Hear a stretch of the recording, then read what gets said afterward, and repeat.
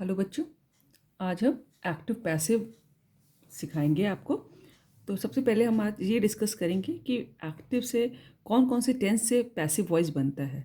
ठीक है, तो अगर हम बस शॉर्ट में बता दें आपको कि अगर प्रेजेंट इंडेफिनिट टेंस, जिसको कि हम सिंपल प्रेजेंट के नाम से भी जानते हैं, प्रेजेंट कंटिन्यूस टेंस, जिसको कि हम प्रेजेंट इम्परफेक्ट के नाम से भी जानते हैं, प्रेजेंट परफेक्ट टेंस।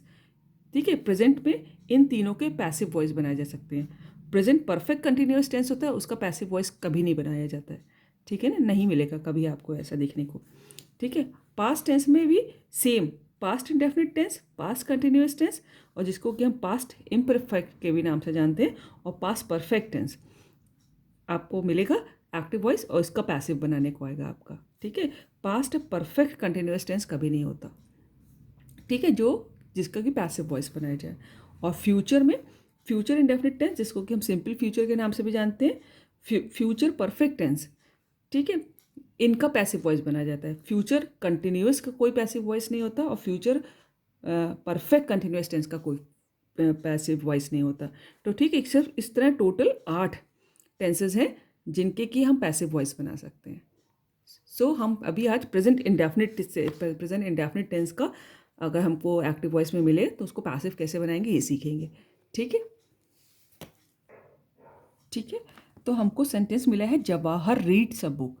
तो सबसे पहले तो एक्टिव पैसिव वॉइस बनाने से पहले ये जरूरी है कि आपको टेंसेस का ज्ञान हो, ताकि अगर इस टाइप का सेंटेंस मिले तो आप समझ सके कि टेंस कौन सा है, तभी तो आप उसके हिसाब से रूल लगाएंगे।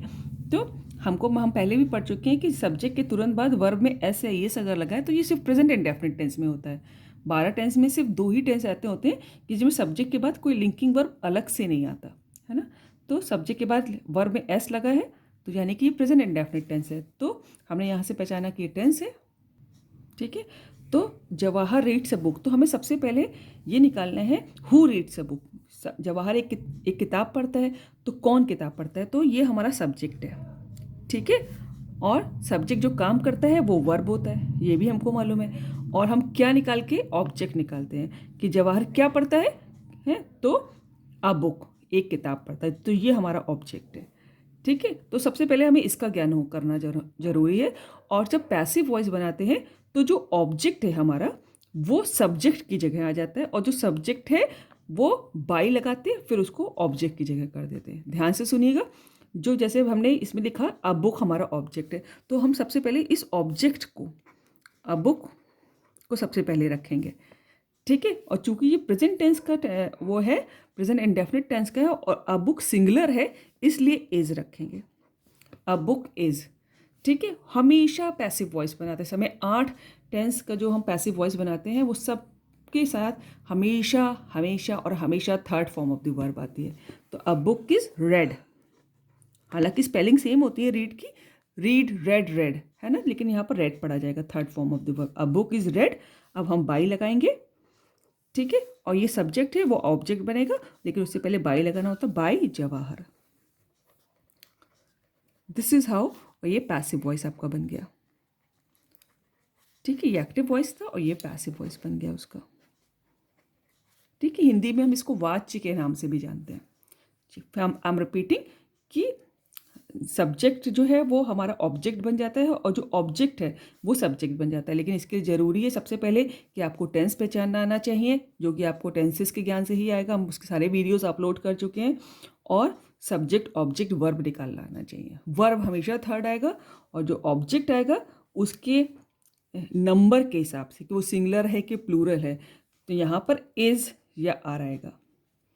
ठीक है, another sentence, Mahesh flies a kite. Mahesh जो है एक पतंग उड़ाता है। ठीक है, तो who flies a kite, Mahesh. तो हमें कौन निकाल के हम सब्जेक्ट निकालते हैं, सब्जेक्ट। सब्जेक्ट जो काम करेगा वो क्या काम करता है, उड़ाने का काम करता है, तो ये हमारा वर्ब हो गया। क्या क्या लगा के हम ऑब्जेक्ट निकालते हैं, कहाँ लगा के भी निकालते हैं ऑब्जेक्ट, लेकिन अब कोई जगह की बात हो रही हो तो कहाँ करके पूछते हैं, अदरवाइज क्या करके हमें ऑब्जेक्ट मिल जाता है अपना। तो हमको पता चल कि ये सब्जेक्ट है, ये वर्ब है, ऑब्जेक्ट है। अकाइट, तो हम सबसे पहले अकाइट करेंगे। अकाइट, अब हमारा ये चीज़ यहाँ पर सब्जेक्ट हो गई, जो ऑब्जेक्ट था वो यहाँ पर हमारा सब्जेक्ट हो गया। अब अकाइट, एक पतंग की बात हो रही है तो इज, अगर यहाँ पर काइट्स होता तो हम आर लिखते हैं।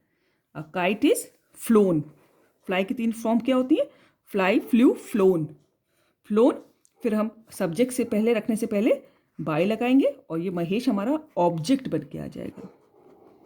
ठीक है, ये अब हमारा ऑब्जेक्ट बन गया यहाँ पर। ठीक है। Third, Mona sings a song. तो हु सिंग्स अ सॉन्ग, कौन गाना गाती है? मोना। तो ये हमारा यहाँ पर सब्जेक्ट है। मोना क्या काम करती है? गाने का काम करती है, ये वर्ब है। और क्या? एक गाना, अ सॉन्ग। क्या निकाल के हमने ऑब्जेक्ट निकाल लिया अपना। तो और हमें ये मालूम है सब्जेक्ट सिंगुलर, सब्जेक्ट के बाद कोई भी लिंकिंग वर्ब अलग से नहीं आया है और एस लगा हुआ है यहाँ पर, है ना। तो यानी कि प्रेजेंट इंडेफिनिट टेंस के सारे टेंस चल रहे हैं। ये सारे अभी तक हमने जितने पढ़े वो सब प्रेजेंट इंडेफिनिट के हैं। तो अब अ सॉन्ग जो है हमारा सबसे पहले आ जाएगा, सब्जेक्ट बन जाएगा ना सबसे पहले, क्योंकि सब्जेक्ट रखा जाता है। तो पैसिव वॉइस में हमारा ये सब्जेक्ट बन गया जो यहाँ पर ऑब्जेक्ट था। अ सॉन्ग सिंगुलर है तो इज। सिंग की 3 फॉर्म क्या होती है? सिंग, संग, संग, SUNG, संग। अब इससे मोना रखने से पहले हमें बाय लगाना है, क्योंकि जो भी सब्जेक्ट है उसको रखने से पहले आपको बाय लगाना है और मोना। और ये हमारा पैसिव वॉइस बन गया और ये एक्टिव था। Simple. See next, the washerman washes his clothes. कौन अपने कपड़े धोता है? The washerman. ये पूरा हमारा सब्जेक्ट है। वॉश, धोबी जो है क्या काम करता है? वॉशेज, कपड़े धोने का काम करता है। सिंगुलर के संग देखिए SAIS लगा हुआ है। प्रेजेंट इंडेफिनिट पहचान लिया। क्या? हिज क्लोथ्स, अपने ऑब्जेक्ट लगा लिया। ठीक है। अब हमें हिज क्लोथ्स, हमारा नया पैसिव वॉइस बनाते समय ये हमारा सब्जेक्ट हो जाएगा, हिज क्लोथ्स। अब चूंकि ये क्लॉथ नहीं है, क्लोथ्स ज़्यादा है ना, तो यहाँ पर आर आएगा। ठीक है। यहाँ पर जब सब सिंगुलर था तो इज। नंबर का इसलिए ध्यान रखना है आपको, नंबर वचन का, एक वचन की बहुवचन। आर। और वॉश की 3 फॉर्म क्या होती है? आर लिंकिंग वर्ब हो गया हमारा। उसके बाद third form of the verb washed, wash, washed, washed, washed. अब ये हमारा सब्जेक्ट, इसको रखने से पहले हम बाय लगाएंगे, by the washerman. This is the way to do passive voice. See another one, they read a story book. देखिए, they read a story book, वे एक स्टोरी बुक पढ़ते हैं। कौन?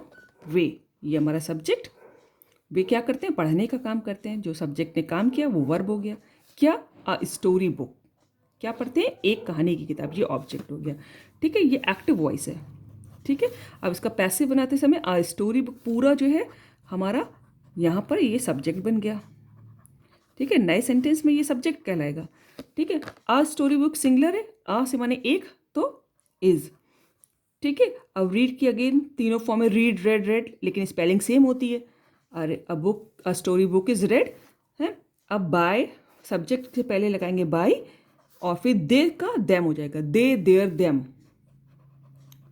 ठीक है, by them, they, there, them होता है। मैं लिख के दिखा दूँ, दे THEIR उनके लिए, और देम, ये तीनों होती चलती। तो दे का देम हो जाएगा। Last sentence, one more, we recite a poem. हम एक पोएम सुनाते हैं। ठीक है। कौन पोएम सुनाते हैं? हम, सब्जेक्ट। रिसाइट सुनाते हैं, सुनाने का काम करते हैं। वर्ब क्या? एक पोएम। देखिए सब में क्या निकाल के? ऑब्जेक्ट निकल रहा है। तो अब ये ऑब्जेक्ट जो है हमारा पैसिव वॉइस बनाते समय ये सब्जेक्ट हो जाएगा, अ पोएम।